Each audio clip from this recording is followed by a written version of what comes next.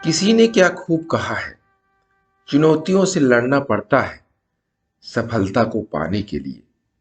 कठिन परिश्रम करना पड़ता है जिंदगी को खुशहाल बनाने के लिए। नमस्कार दोस्तों, मेरा नाम प्रेम प्रकाश पांडे है। आज अपने चैनल पर एक नई बेहतरीन प्रेरणादायक कहानी लेकर के आया हूँ। दोस्तों, आज की कहानी में हम देखेंगे कि मेहनत या परिश्रम की बूंदें जब पसीना भर के कहीं गिरती हैं तो क्या होता है। तो चलिए, चैनल को सब्सक्राइब नहीं किया है तो सब्सक्राइब कर लीजिए और सुनते हैं आज की कहानी, जिसका शीर्षक है मेहनत की बूंदें। महर्षि कणाद अपने शिष्यों के साथ जंगल में आश्रम बनाकर रहा करते थे। नित्य प्रातः उनके सभी शिष्य नदी में स्नान करके बाद संध्या वंदन पूजा आदि के नित्य कर्म से निवृत्त होकर गुरु जी से श्रद्धा पूर्वक शिक्षा ग्रहण करते थे। आश्रम के सभी छोटे मोटे कार्य शिष्य स्वयं ही किया करते थे। आश्रम का जीवन कष्ट साध्य और पवित्रता से परिपूर्ण था। वर्षा ऋतु का आगमन समीप जान एक दिन महर्षि ने शिष्यों से कहा, वर्षा ऋतु आने वाली है, क्यों न हम हवन तथा भोजनादि के लिए समिधा और सूखा ईंधन अभी से एकत्रित करके रख लें। शिष्यों ने कहा, जो आज्ञा गुरुदेव।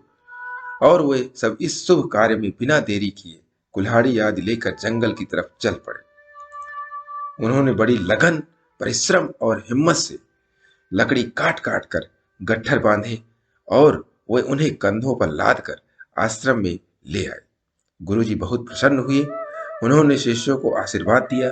कुछ समय बाद सदैव की भांति सभी शिष्य ऋषि कणाद के साथ नदी में स्नान करने गए।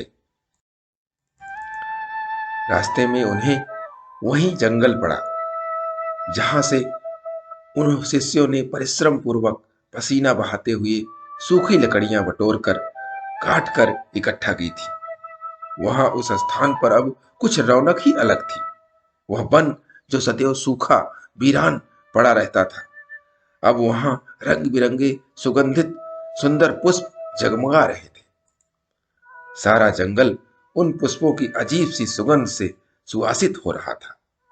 वहां का दृश्य बड़ा मनोरम और आकर्षक था।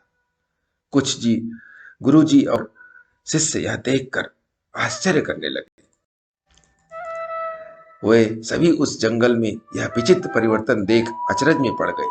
सावधानी से निरीक्षण कर शिष्य गुरुवर कणाद से कहने लगे, ऋषिवर, यह वही स्थल है जहां से हमने सूखी लकड़ियां काट काट कर एकत्र कर बड़ी मेहनत से कसकर कसकर गट्ठर बांधे थे।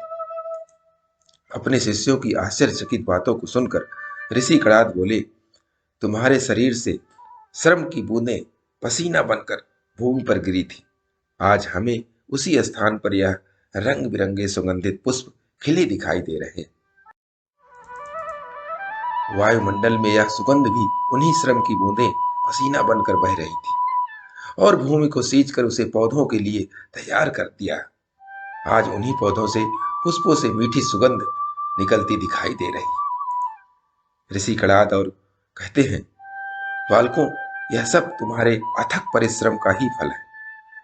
तुम्हारे शरीर से निकले शुद्ध, सच्चे और पवित्र पसीने की बूंदों के परिणाम से ही यहाँ रंग बिरंगे सुगंधित पुष्प खिले हैं। सच है, परिश्रम से बहे पसीने की सुगंध किसी भी साधारण फूल की सुगंध से कहीं अधिक मीठी और प्यारी होती है। हमें सदा ही सतत परिश्रम करते रहना चाहिए। बिना कष्ट उठाए, बिना अथक परिश्रम किए इस संसार में कभी कोई महान नहीं बना। महान बनने के लिए कठोर परिश्रम करना नितांत आवश्यक है। यह सत्य हमें नित्य ध्यान में रखना चाहिए और सदैव ही परिश्रम करते रहना चाहिए। तो दोस्तों, इस छोटी सी कहानी से जो हमें सीखने को मिलता है कि बिना परिश्रम के हमें कोई फल प्राप्त नहीं होता है, कोई सुगंधित जीवन हमें नहीं मिलता है। इसलिए जीवन में परिश्रम करना, अथक मेहनत करना ही एक मात्र उपाय है जिससे हम अपने जीवन को सुगंधित और सफल बना सकते हैं। तो दोस्तों, मेहनत करते रहिए, परिश्रम करते रहिए, अपने जीवन को सफल बनाते रहिए और प्रतिदिन सुबह 5:30 बजे एक नई कहानी, एक नई उमंग से दिन की शुरुआत करते रहिए। तब तक के लिए छोटों से मिले प्यार और बड़ों से मिले आशीर्वाद और भगवान के सहारे के साथ यही कहूंगा, काम तो सभी करते हैं, पर काम करो कुछ ऐसा कि उदाहरण बन जाए। ये छोटी सी स्टोरी आपको अच्छी लगी, लाइक कीजिए, शेयर कीजिए अपने इष्ट मित्रों में भी, और कमेंट जरूर करिए। और चैनल को अभी तक सब्सक्राइब नहीं किया है, सब्सक्राइब कर लीजिए।